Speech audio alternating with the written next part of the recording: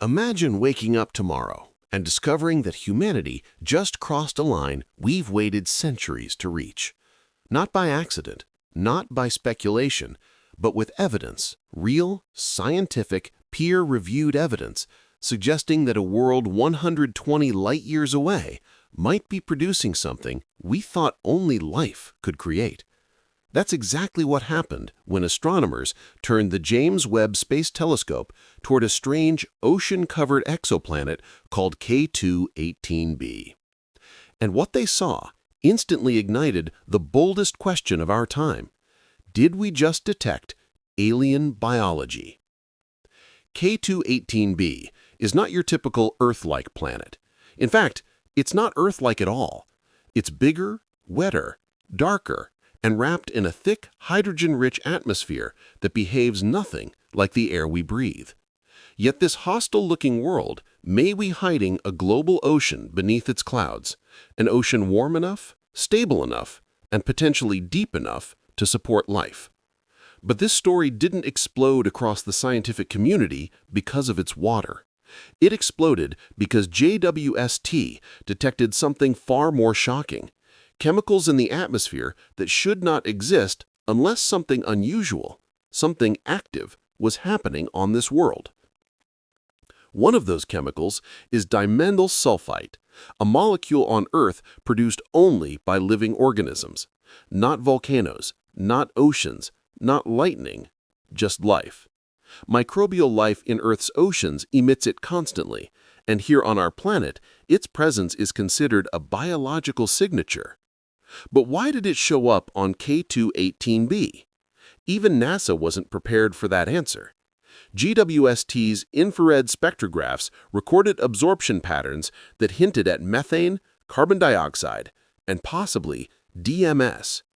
When those patterns were analyzed, the models produced a scenario eerily similar to Earth's ancient biosphere: oceans, simple life forms, and atmospheric chemistry shaped by biology. Scientists hesitated. They triply checked the data. They argued. They recalculated. And still the same possibility kept returning. K2-18b might not be just another distant exoplanet. It might be alive. But before you imagine oceans filled with alien creatures, the story gets even stranger. K2-18b belongs to a class of planets called Hycean worlds, hybrid ocean planets with hydrogen atmospheres. And until recently, we didn't even think such worlds could support life at all. So how did this one break every rule we thought we understood? To understand why K2-18b caused such a shockwave, you need to know why Hycean planets were once dismissed by scientists. Hydrogen atmospheres were considered too hot, too unstable, too acidic, too extreme for anything biological to evolve.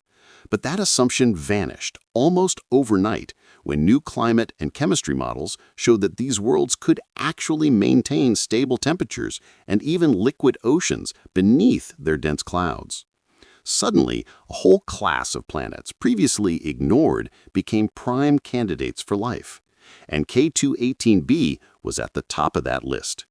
It orbits a cool red dwarf star in the constellation Leo, receiving just the right amount of stellar energy to keep its oceans warm, but not boiling. But here's where things take a turn. Red dwarfs are notorious for violent stellar flares, powerful bursts of radiation that can sterilize entire planets. Yet K2-18b appears protected. Its thick atmosphere acts like a colossal shield, absorbing radiation that would wipe out Earth's biosphere in seconds. So instead of being destroyed, its potential ocean thrives beneath a cushioned, warm, insulated layer. That environment is eerily similar to the subsurface oceans of Saturn's moon Enceladus or Jupiter's Europa, places NASA already suspects could harbor microbial life. But unlike those frozen worlds, K2-18b may have energy-rich chemistry cycling through its atmosphere, oceans, and core. A living planet is not just a world with water, it's a world in motion. Now here's the twist that grabbed the attention of the entire scientific world. K2-18b's atmospheric methane and carbon dioxide appear to be out of balance. On Earth, when methane and CO2 don't match natural geological sources, the explanation is simple: biology. Living organisms disrupt chemical equilibrium. They produce gases faster than they should disappear. But on K2-18b, something is producing methane at rates too high for geological sources alone. And something is removing carbon dioxide in patterns that look artificial or biological.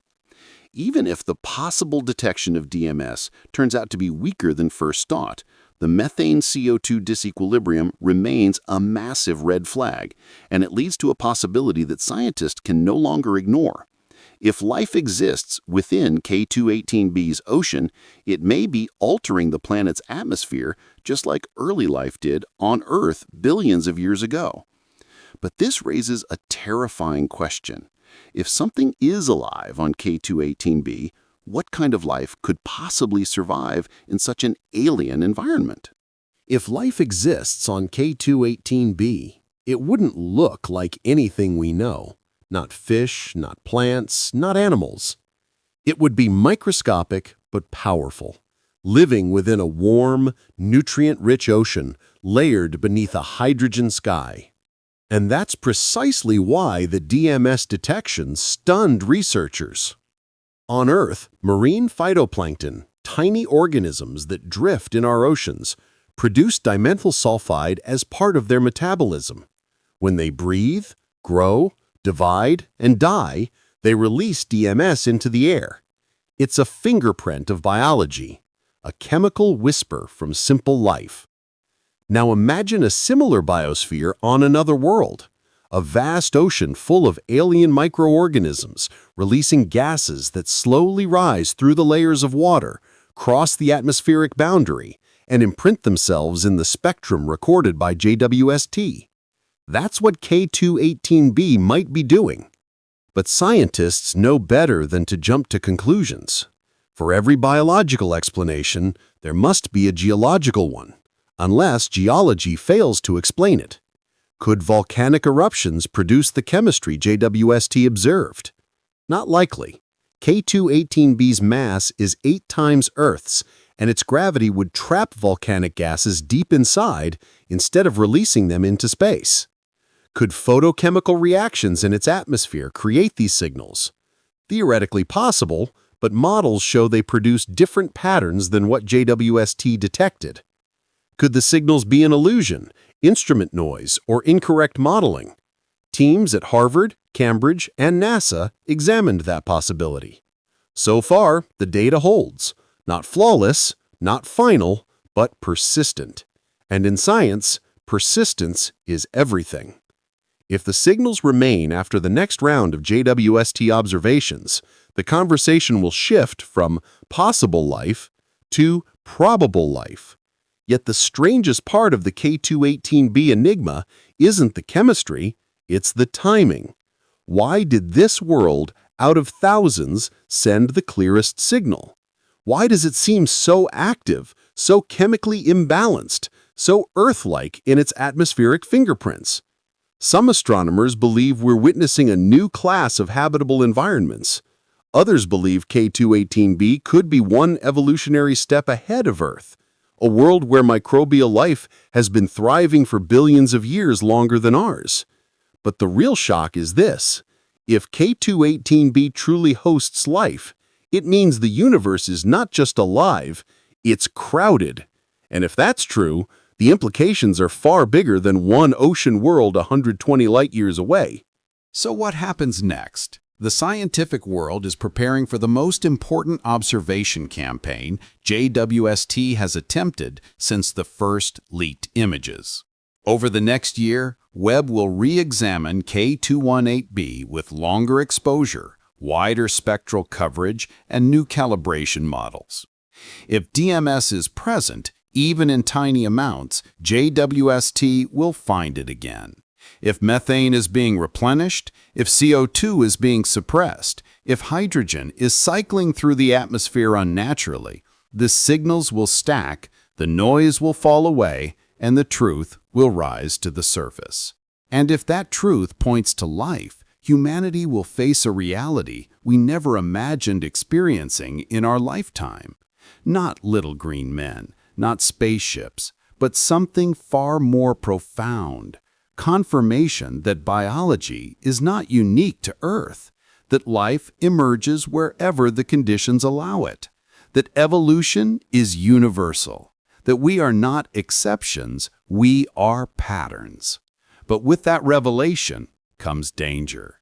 If microbial life thrives on Hycean planets, then these worlds may be far more common than Earth-like planets. That means life in the universe could overwhelmingly be aquatic, microscopic, and ancient. Civilizations like ours might be rare, fragile, or short-lived.